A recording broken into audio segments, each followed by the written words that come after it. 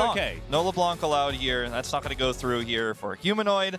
Also, the Twisted Fate is removed as well. So GENG, a little bit of adaptation here. I think the meta is sort of settled in here in Group D, and they figured out they've actually banned now all 3 of the champions that Humanoid has played thus far in this tournament. He's technically banned out. Of course, everyone knows he can play multiple other champions, but you're exactly right. We're going to have to see something new from Humanoid.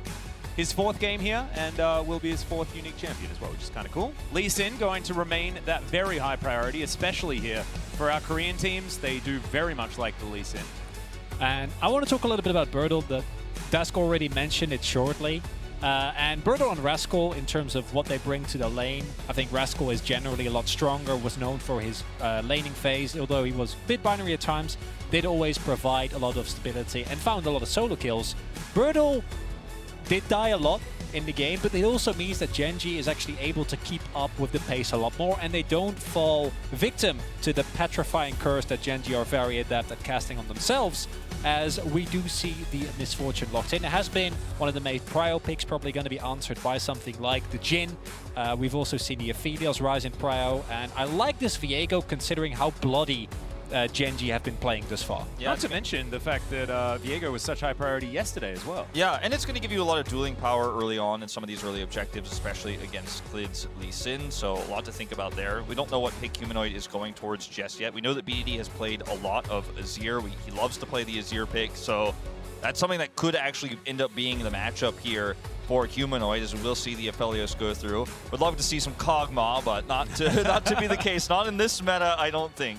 Yeah, and I think it might just be Ruler in Life on the Aphelios Thresh. Lock down your bottom lane and grab a jungler. It is some very standard GENG drafting. However... Ooh, could be the Graves. Might be Bertel putting on his best Rascal impression, and it will be locked in. And I really do like that, especially with how in-your-face Bertel has been playing already. The Graves has a lot of innate safety, and you can both play towards it, if that is how the game ends up being, or you can just leave it on its own. It's hard to gank. And especially if you ban out things like the cannon, it will be pretty hard to find something that really matches up well into the Graves. And that gives GENG a little bit more flexibility, as we do see the Leona has been an incredibly high champion throughout the entirety of the tournament. We've already talked a lot about why it's so strong. I think that specifically with the Viego, that 2v2 threat, or those roaming around the map can be very dangerous. I think there's also some danger from GENG picking the Graves here instead of the Thresh, because now we see it instantly banned away, and we know that it's good into Leona, which has been very high priority, with the Flay being able to knock her away and stop her from stunning you, and things like this. And yes, the Graves is good, but is it good enough? That's the question. I like this Wukong ban quite a bit. That's a really strong power pick for Armin. It's one of his best, historically speaking. That's one of the picks that could really challenge Graves and even look for kill pressure there on the top lane. But I think if you ban Lulu here as well, it's a really strong option just to make sure that you remove a lot of that survivability here for the Aphelios. Going to take away the Braum, similar idea. Lulu is still definitely an option here, depending on what the round out is going to be in the mid lane. One of the big differences between Bertel and Rascal is that Bertel doesn't often actually look for Klid to help him out, look for ganks on the top lane. He's a little bit more self-sufficient on the top side, whereas usually Klid and Rascal played together.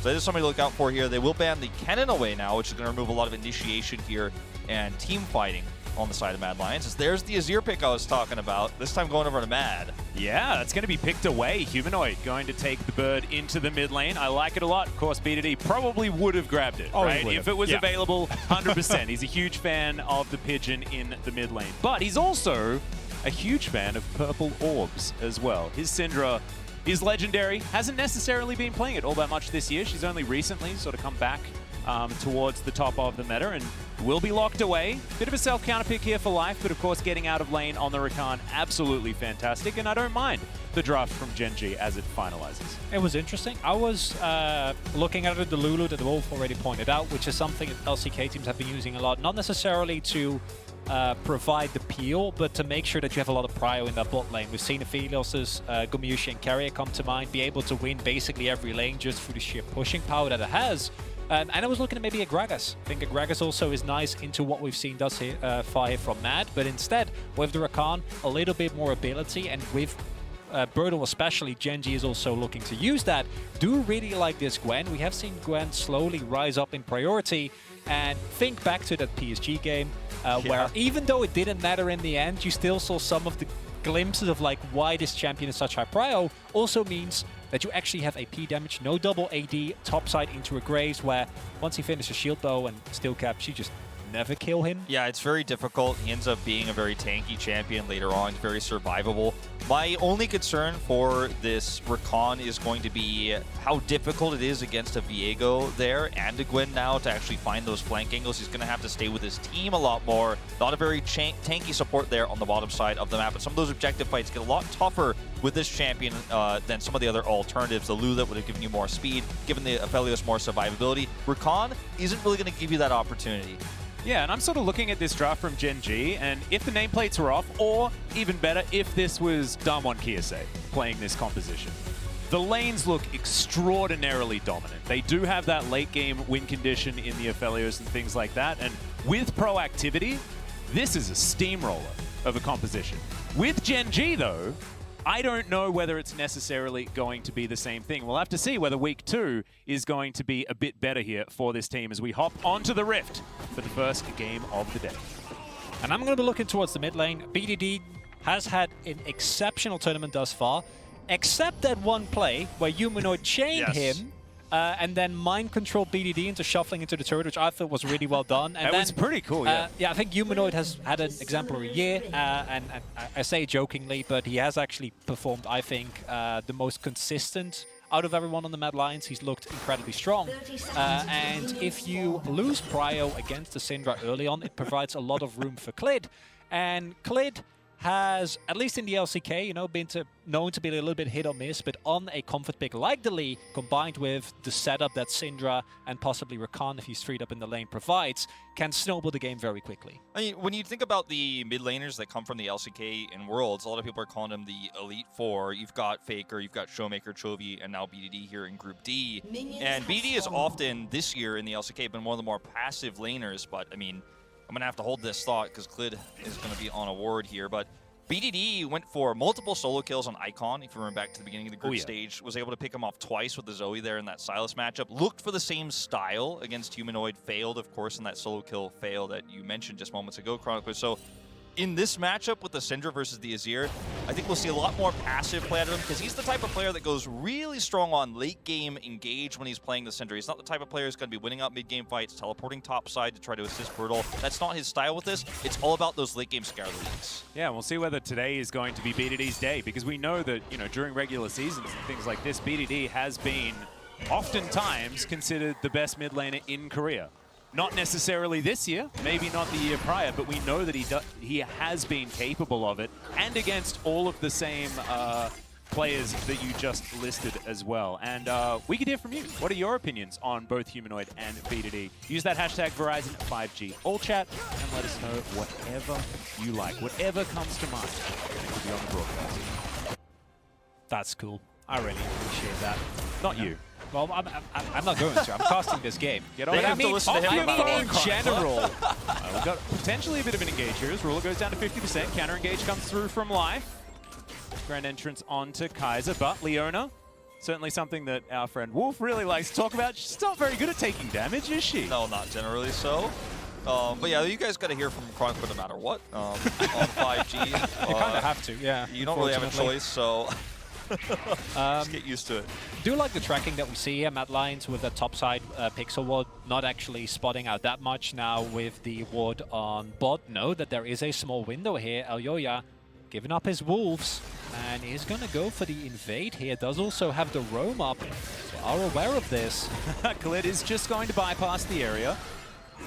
Should just be able to give this one up. And no, actually, they don't know where BDD is. They don't know exactly how nearby he is. They're just not going to risk it. Really appreciate that back off there from Mad. Bit of a stun come through there from Ruler, who does have the correct guns for getting a bit of poke damage onto Kazi. He'll still get the scuttle.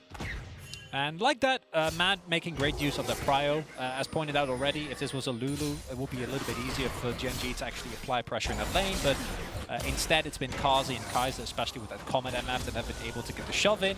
Elyoya recognizes the window, but they also appropriately respect, and I think that's important. Giving over early kills to a BDD is a great way of making your game very hard, but now Birdle doing the same for Clid.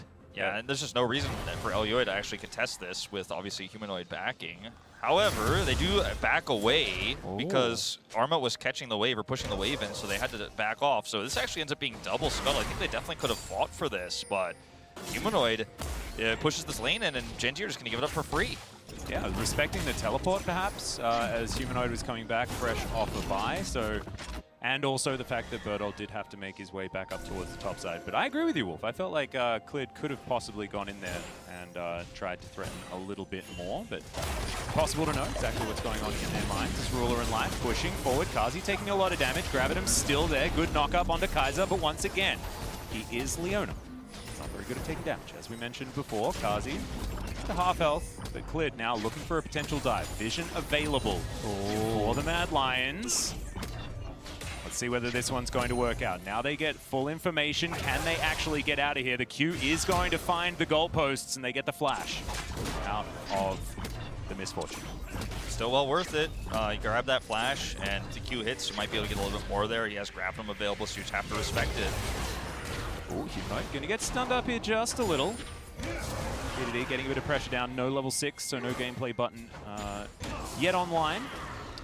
And while the play from Mad was successful in denying Clid early, we've seen that GENG have used that bot side prio that they were able to find through consistent out-trading from Ruler and Life to turn that into a situation where they force Kazi's flash, meaning that he will be a lot more vulnerable. It's forced off the turret, meaning that he gives up a fat amount of CS, and it also meant that Clid had the opportunity to invade, so now not as far behind, able to pick up the Gromp, equalizing that jungle CS just a little bit. Kaiser now roaming very deep, maybe setting up a trap here, and GENG might not be aware that this is happening. Yeah, Clid moving towards the area.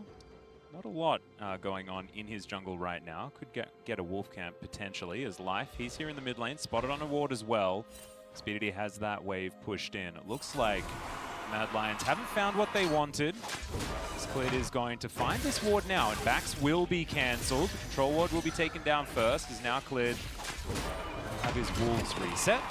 More backs are going to be channeled. This is definitely some behind enemy lines. Yeah, he should have a good idea this is happening though, because Birdol can identify that Kaiser is not top, and he's been missing for a very long time in bottom, so he's just too smart. He's not going to walk up into that.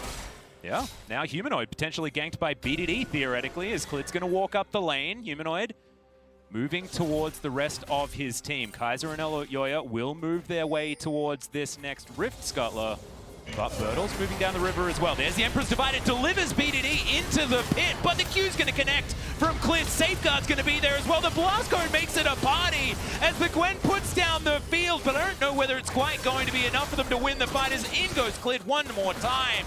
And Amit down to half health, but he's still going to have to run away. GENG find the skirmish. The ultimate. I mean, Mad Lions spent so much time and so many resources and lost so much experience to set up for this play, and it doesn't end up working out. Really nice reaction here from GENG, but the play from BDD, the flash back over the wall, into the scatter, the kick connects there from Clid, jumps to the enemy, and I mean, that was a skirmish you don't want to take as Mad Lions if they're aware it's going to happen. And GENG were very much, even though they didn't physically see it, aware that something was going on, the rotation was there. And it was a big investment, and yes, we also saw that there was a little roam come out, but as we look at this again. That scatter. The scatter was so good. Humanoid going a little bit over aggressive and only hitting BDD, but BDD doesn't get comboed fully, and it's really Armored that again shows us the power of this Gwen in these type of skirmishes where you can reliably keep rocking your passive, sustain up, and hit multiple people with needlework. But if that hadn't happened, the problem was that with how far behind Kazi already was, he can't really ever walk up in that lane with Ruler. And with Kaiser being gone for so long, we now see that that CS lead has even become a little bit bigger, right? Like that the consistent push has been found there by GENG, and now slowly growing that gold. Yeah, and this is something that we haven't necessarily seen from Ruler so far this World. He's been a little bit quiet. We know that this guy is pretty good at World Championships in general. He has won one of them, and is just in general very, very good and reliable in a lot of the games that GENG have had, but not so much this time around. In fact, BDD does close to 40% of the team's damage. It's insane. So far over the 3 games they've played. Now, potentially looking for something. BDD's going to find a stun onto Humanoid, but he gets out of it.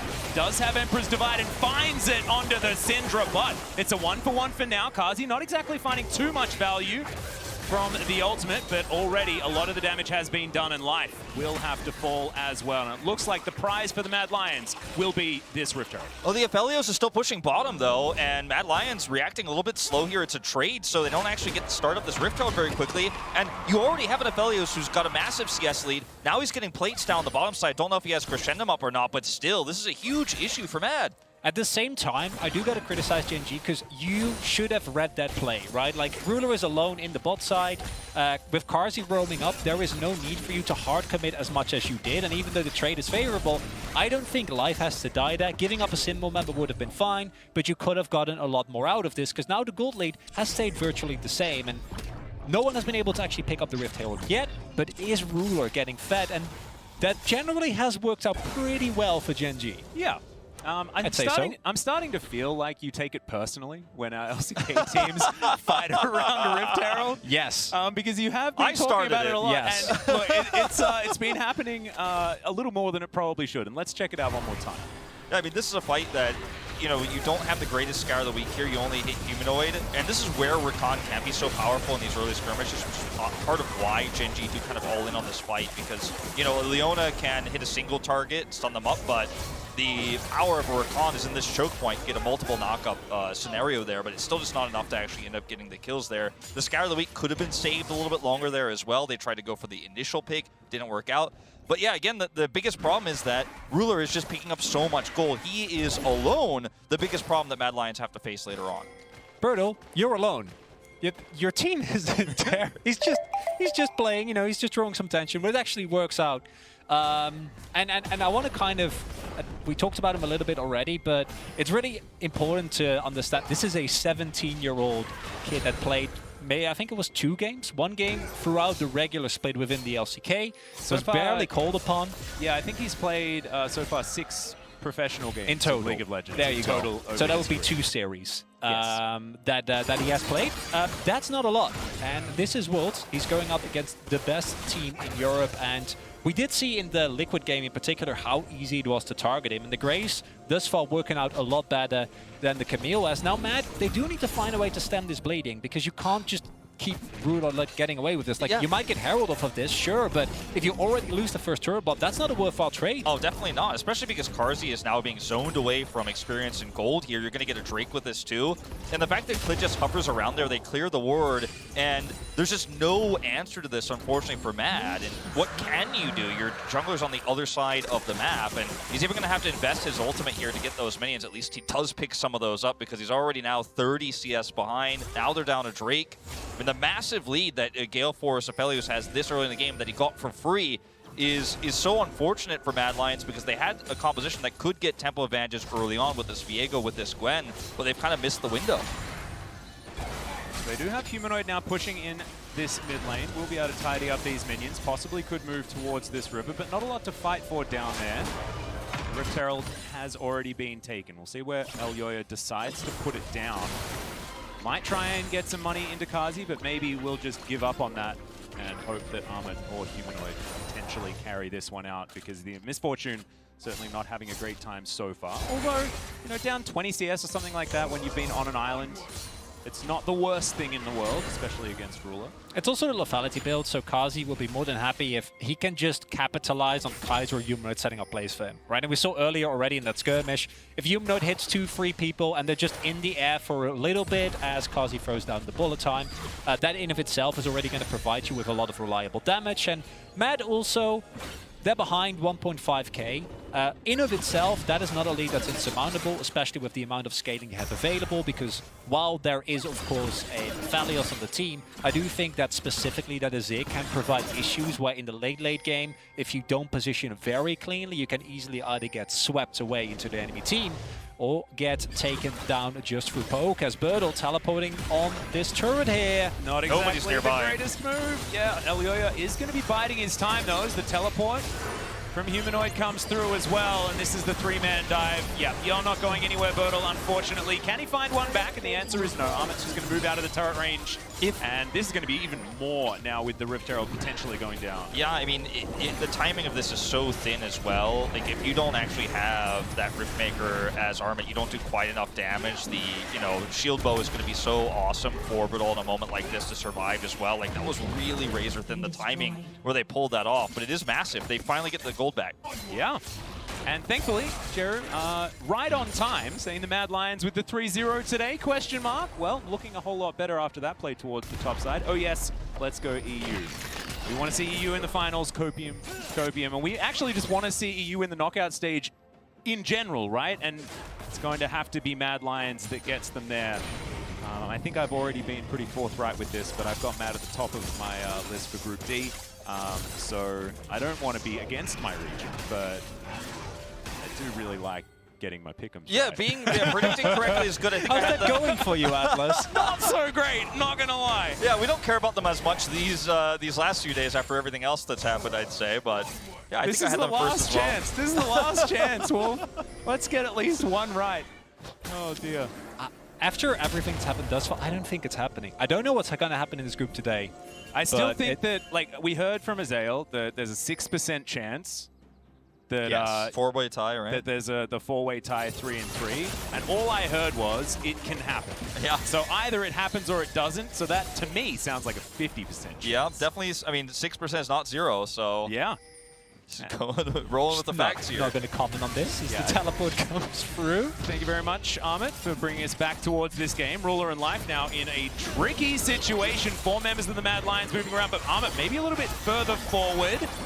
Does put down the mist. The flash comes out from Clid there as the solar flare immediately going to get cleansed, and GENG now feeling like they may have bore the brunt of most of the aggression, as that Scout of the Week was fantastic. Humanoid not going to find the Emperor's Divide. BDD outplaying it beautifully. This is what BDD is known for. He's not the Chovy CS god, right? He's not the one who's going to have those impressive 1v1 plays you see Showmaker and Faker do oftentimes career-wise. He's a player who's going to hit the clutch engage or disengage in really important team fights or skirmishes like this one. And hitting that Scout of the Week is one of the biggest and most iconic BDD-esque plays we've seen from him so far this tournament. If you can shut down and engage like this, by the way, mind you, look at the safe teleport he takes. He's just back. You can see it on the minimap right here. Buys his Ludens, so he has that item when he does arrive in this fight, but he hides that he's here, waits for a long time. The timing is so perfect when he shows up. Do mind that even with this play not really working out, I think if that was a Wukong, this would have ended very differently and very badly for GENG. Yes. I do really like the deep teleport here. But do mind that even with Humanoid dying there are now 4 flashes down on GENG, and in a subsequent fight that can provide opportunity for Mad Lions. But they do actually need to capitalize on that, because in terms of overall gold, it is GENG that is now starting to pull slightly ahead.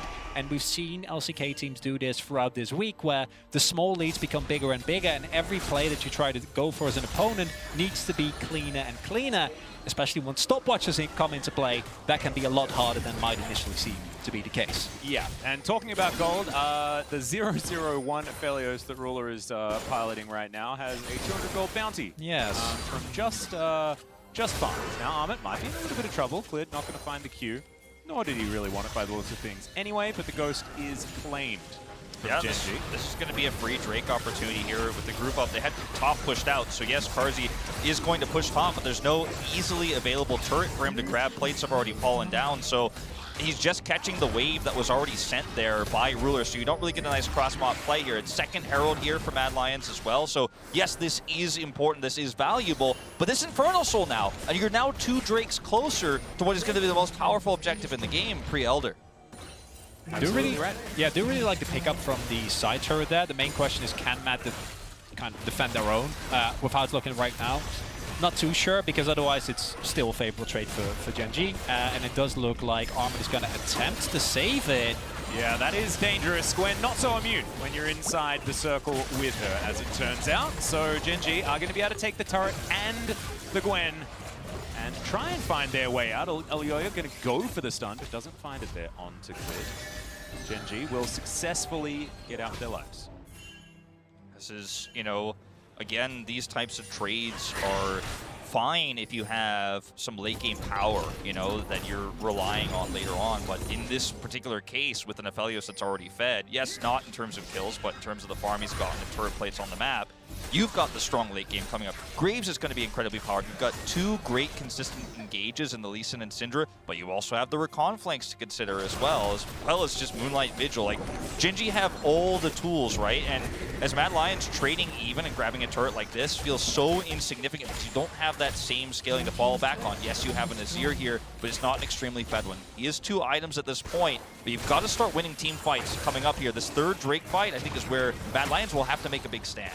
I wonder whether we're going to see a break point, because I think at some point the Gwen in his side lane will actually be able to beat out the Graves just in terms of raw dueling power, where GENG is actually starts to be the one that wants to engage, right? And then look at the comp that Mad Lions have. In terms of kiteback, it is actually hard to try and make work, but that does rely on Mad piloting it very carefully as they go in on Clid here. Yep, Clid can just blast burn his way out though, thanks to, of course, the Infernal Rift. Also still able to take the Wolf. Wolf's fine, he's right here. I'm okay, don't worry. It's okay. Rule are going to find all of the minions underneath this turret, continue to rapidly progress as far as that CS number is concerned. Not even 20 minutes yet, very close to 210, so definitely not too bad at all. Does need to start participating, I feel. Does have himself a couple of items already built up. Speaking of items, Bertle does have the double lifesteal for the Negan build to come in for the Graves. Absolutely love it. I remember, I mean, LS was talking about this build to me, like, even backstage when he was casting the LCK, so often. Like, what was it, like 2 years ago? Yep. A year ago? Thankfully, now actually a thing and is being picked. It's going to be nice to grab that Banshee's Veil, by the way, off of Humanoid here. Bertle on a control ward. Ooh, Humanoid looking for an ult potentially, but Clid does have a W button. That's going to help him out. We'll keep him safe. Again, the same ward that Mad Lions put down earlier, right? So if someone shoves up in the side lane and gets a little bit too overexcited, tries to catch a wave where they shouldn't, doesn't have the backup, there is a similar collapse opportunity for Mad Lions. Also mind that that play that we saw in the inner turret on GENG's top side, all the summoners are now back available. So that window that was there for Mad Lions, they haven't actually been able to utilize. And I think this next Drake is going to give us a very clear idea of who is going to take, or keep control rather, of this game. Because if GENG get a soul point with 3 opportunities to pick themselves up in Infernal Soul, it's a really rough place for Mad to be. It's also an issue of if Mad Lions can't win this fight, right? Where right now they currently have a lot of prio. They haven't really warded around the pit, but they have so much control over the bottom side of this jungle that they don't necessarily need to. They can reset and look for that. But if they can't win this fight, the lead starts to become so insurmountable. It's not even just about the fact that they have soul point. They could then, of course, just straight up win the game with that 4th Drake. But the fact that Mad Lions' composition is very difficult to fight with from behind, especially if you don't have any soul, split pushing power coming through with that Gwen, for example. So it's going to be a really big turning point, because I could see another world where Mad Lions wins the fight convincingly, gets a lot of that missing gold, then Armit's starting to get control of the side lanes, and this game could turn on a dime if that happens, but it needs to so badly. Yeah, I think the decision that Kazi made, though, to go for the lethality really does help Mad when it comes to being able to execute this composition, even if they are even with GENG, because just the raw damage that comes through to be able to get that first reset for Elyoya and really start these fights working is going to be very impactful, not to mention all the consistent damage that Humanoid has to sort of complement that particular build choice. Is now Amit dashing forward. Mad Lions still not committing to anything just yet as Kaiser goes in. There it is. Solar Flare doesn't exactly find the targets he's looking for. Moonlight Vigil does exactly the same thing.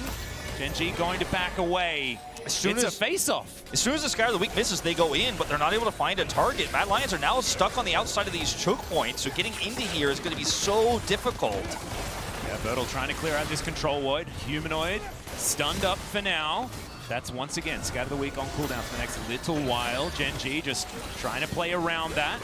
Still with no ultimate from Ruler, but they have everything else outside of the collateral damage. Mad Lions get the dragon down to half health, but Bertle makes his way into the pit. Lid can be here at a moment's notice, and Humanoid, he's just too low. He's not going to be able to fight for this one as life. Now trying to dash away from Amit, who's down to half health as well. And the Mad Lions, just weren't able to find the fight that they were looking for. And there you also see the power of the sustain. See how fearless Birdle is. He can take the poke because he knows 2 autos, and he's back to full health again. And then on the back of that, with him drawing attention and drawing poke, it was a single Calirum shot, right, from Ruler. It's BDD hitting a scatter, and the health bars on Matt started to slowly go lower and lower. Without these Leona ultimate, the opportunity for a good engage wasn't really there, and Matt slowly got bullied out of River, and now they're down 3 soul points. It's going to be incredibly hard for them to make every single play of the on those work. Yeah, no, it wasn't a slaughter in the team fight, so GENG don't end up with a a ton of extra gold that comes with this. But the same situation is what Mad Lions face, is that they have to somehow team fight this GENG composition without the extra gold that they need so desperately right now. And in that last fight, too, consider that Mad Lions could have looked to deep ward around the Drake and actually group instead of backing. The fact that they gave prio to GENG was why that fight was so difficult to pull off in the first place. They looked for opportunities on every Scour of the Week cooldown, but could never get close enough because even though they have good engage, the positioning was just too good for GENG. And this is what's so concerning right now around Drake and Baron later on. Control is that if you don't have vision and you don't have positional advantages as Mad Lions comp, you don't have the same advantages. You're not forcing GENG to walk into you, right, with this Aphelios comp. When you have so many engage tools, so much blow-up options, you can control choke points with bullet time. If you can control the space around Baron, you can force GENG into awkward fights. But if GENG are there first, like, how do you win those? It's just so difficult. I feel like you have to go for something. Right? Yeah. And that's the thing that I was a little bit worried about with Mad sort of just moving through the river, watching a dragon go over to GENG. That's something. Hey, and this is definitely something. Maybe they got the message themselves. They are going to be trying to grab this Baron using the old Azir over the wall trick. Don't know. Of course, Amit does have a lot of lifesteal, and yeah, I have a feeling this is just going straight to the Mad Lions. They planned this the entire time, gentlemen. Don't even need to worry about facing off against GENG. You just do it while they're not there. And I love that also they showed Elyoya on vision. So GENG, they wouldn't immediately get suspicious because the jungler isn't there. Why would you go for that? Really, really nice play from Mad. And that's going to buy them so much more time. Carzzy did the same, right? He was shown. So GENG just were a little bit confused about what was going on here. And if you do react slowly as GENG, you have to fight to that choke. Oh, the Scatter of the Week's fantastic, though. The knock-up with the Grand Entrance, also beautiful. Moonlight Vigil this time will connect as GENG still taking a fair bit of damage back. Not quite dead is Elyoya as well, as GENG still looking for more. Sundisk goes down. Humanoid is going to get them to back away as GENG, they eliminate at least one of these Barons as Amit. Now might be another one of these targets. Dashes over the wall, should be all right. He'll be all right. This is playoffs BDD that we're watching right now, and anyone who's watched the LCK knows that when BDD is hitting the clutch stuns, that's when you know you're going to have a really hard time fighting over objectives. And yes, the Baron buff still remains, but you have a lot less control over the map right now, and it's Carzzy, the one who's picked, right? This is so unfortunate. He needs that gold so desperately right now to keep up, and this is very quickly becoming an issue of Mad Lions just not having the range. Life is going to face check Elyoya. Not going to find the knock-up here either, as the flash forward from Kaiser not able to get the stun with the Shield of Daybreak, though, is now Birdle going to try and get the rest of his team out. The needlework is going to help grab that kill on the Rakan. The face check is going to be punished eventually. Yeah, straight up disrespect from GENG there, trying to get and secure that buff. And I was just about to say, Matt, the main value of the Baron power play was taking it away from GENG. Unfortunately, for GENG, fortunately for Matt, GENG then don't respect, get over enthusiastic after their play, allowing Matt to actually pick up a Drake, in addition to, of course, the gold that you get from Baron. But the state of the game, I don't think, has substantially changed. We're still looking at the fight that's about to happen in 45 seconds. Yeah. Is there an opportunity for GENG to take some control of the jungle? Because if they need to face check into Mad, if they don't have any control, it's going to be really hard. But Mad, they're going to abandon the jungle. Everyone on GENG is backing. And it looks like this soul fight is going to let us know how this game is going to continue. This is the really key part, right? We saw this last time where they backed right before the fight. But they buy a key item here. The Rabadon's Death Cap is actually now finished for Humanoid. This is the Axe replay where we see the Scatter of the Week over the wall here. Perfect. Look at the damage on this already. Life's there for the follow-up. We end up grabbing the kill there instantly. But this fight is going to be so huge. And once again, they back, but they get a key item. And Jen also back in this time. So they have prio this time. This is the best fight you're going to get as Mad Lions. You've got to win this one. Yeah, well, Clid looking for a bit of a flank here, but Amit right in position. to spot him out. Life as well, down too low to actually go for any sort of engage, as BDD's not going to quite find the scatter. Can we get in there and steal it away? No, is the answer for GENG. And that is going to be the denial. Bertel also just getting over the wall. Not sure what the plan was there necessarily, but he is going to donate himself over as another reward for the Mad Lions. Look at what happens when you have Prio on the Drake with this composition too. GENG looked totally lost. Klid trying to look for that really long flank, isn't able to duel against Armin in the 1v1 very well, and suddenly GENG scrambling, trying to figure out how they're going to take this Drake away. Might have been better, to be honest, especially with that death cap finishing for Humanoid. Just look for some side lanes. You've got that triple Drake advantage. You don't have to force this fight. And now 2 objectives in a row go to Mad, and that Baron sneak turned out to be pivotal. It really kind of swung the favor of the game, and GENG, they found that Syndra play. That was nice, but it didn't get them that much outside of the kill specifically. And Life, he's standing on vision there. He's not aware that this is happening, and it's Humanoid that, I'd want to say, pulls a BDD, kills it, finds a kill on Azir before the fight has even started, and then Bertel disjointed with the rest of his team. I think still could have also flashed over the wall, maybe want to keep that Summoner. And in of itself, not enough yet, but this is a pivotal must-win fight for Mad. They do secure the Drake, deny that Infernal Soul, and buy themselves more time. And now I'm looking at Humanoid. He, as you pointed out, will finish the death cap, building towards another item, looking to be the Zhonya's. Going in the side lane is going to become a bigger problem as well. And GENG now have lost their gold lead. Yeah. It's a really dangerous time right now for GENG. And the Mad Lions, I love their composition. The further you get into the game, the ability to 4-1 so beautifully with the Gwen.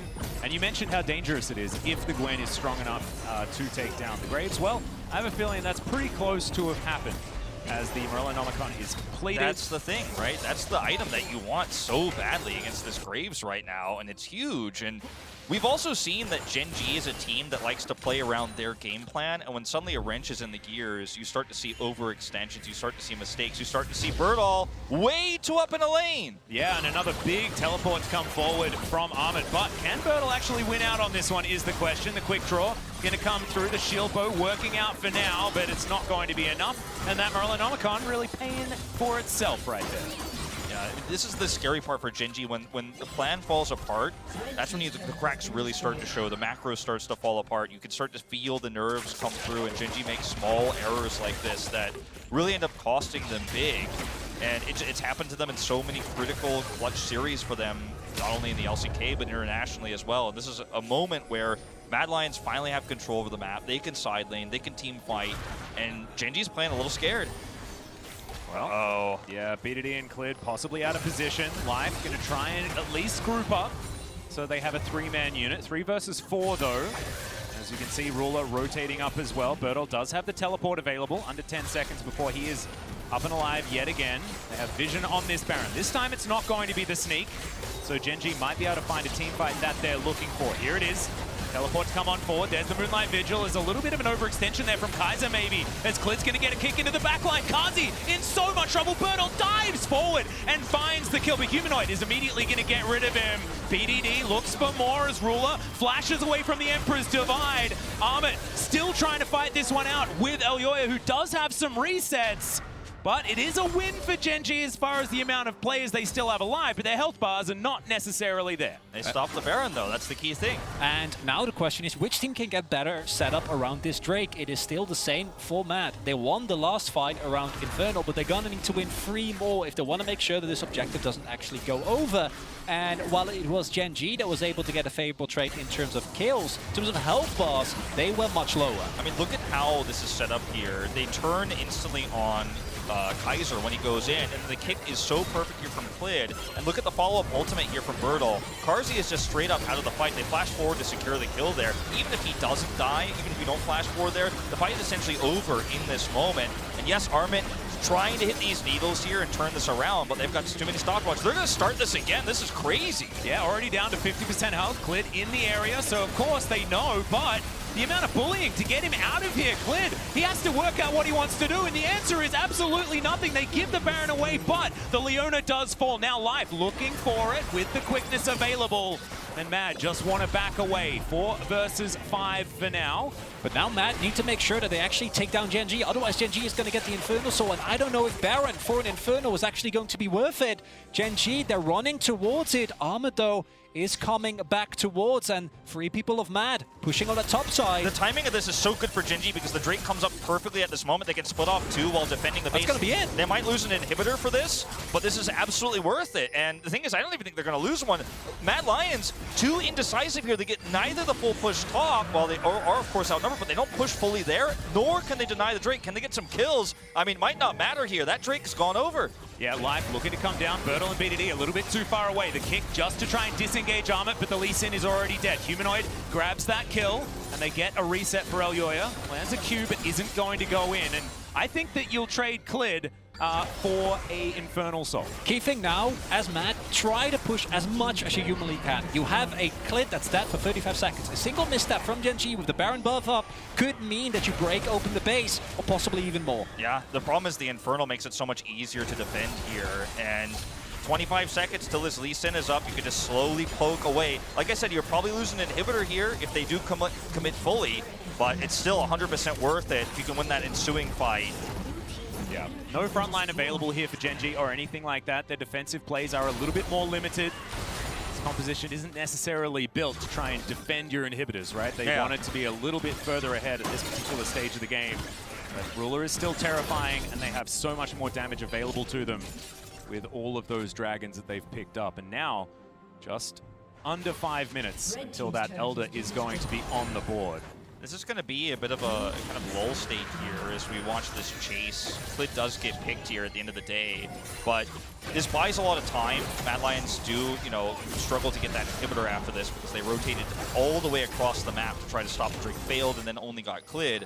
But what I'm concerned about here for the GENG state of things is, yes, you have this Infernal. You have a composition that has a little bit of poke with the Syndra. Obviously, there's a little bit that comes in with the Aphelios. But you're not going to be able to use this Infernal Soul to just outright win the game unless Mad Lions give you an opportunity. Yeah, it's a huge kickback. The stun comes through as well, and you can't hold out of the gameplay button as BDD's going to get slowed down. Humanoid looks to try and be the hero, but Life is going to help shut him down with another beautiful knock-up. And GENG grab 2 swift kills, and what more can they collect now? You can't be there. This is what I'm talking about. GENG can't easily find picks, can't easily find the fight unless you're just way out of position like that. That's 2 kills they should have no rights to take.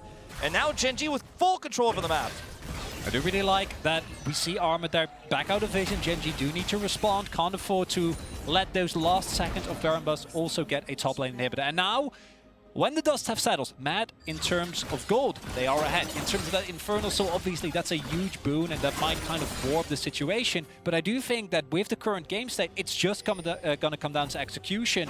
And then you can't afford to make mistakes like this. You can't be the one to face check, especially not as a Viego. Your Leona, yes, she's close by, but Kaiser isn't actually in a position to immediately help you.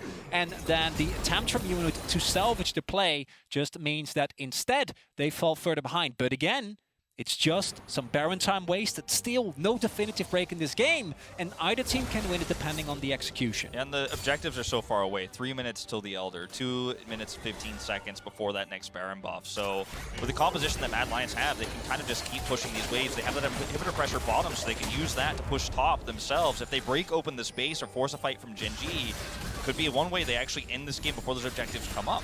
And without the Baron, it's too hard to push in. BDD's got so much wave clear. Ruler as well, if he's given some time with some waves, can really get rid of them very quickly. So Bertle here in the side lane, not going to be answered if Mad invests all 5 to try and go for a siege. Key thing here is also that there's no teleports available for Mad. So unlike last time, where where Bertle was dead for up, and then, as he should, got very nicely punished by Mad, this time it is going to be him being just fine, able to push up. And this feels, in many a way, like a classic GENG game where, you know, it's been fun, but it's going to come down to the one fight at Elder. Yeah. And as mentioned previously, I think it's going to really depend on which team gets prio. If it is GENG that makes their way into the river first, forces Mad to face check, it's going to be very, very hard. The poke can land, and Ruler can move around in relative safety.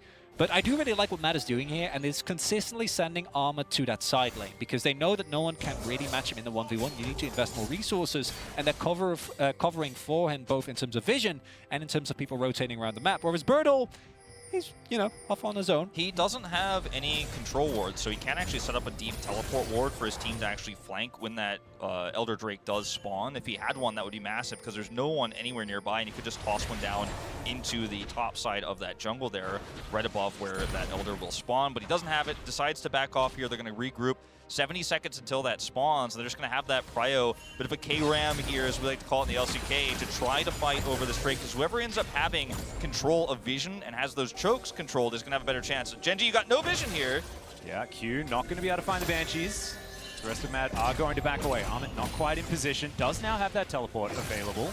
Is cleared, maybe pushing a bit further forward than he probably should, but does get that control ward down.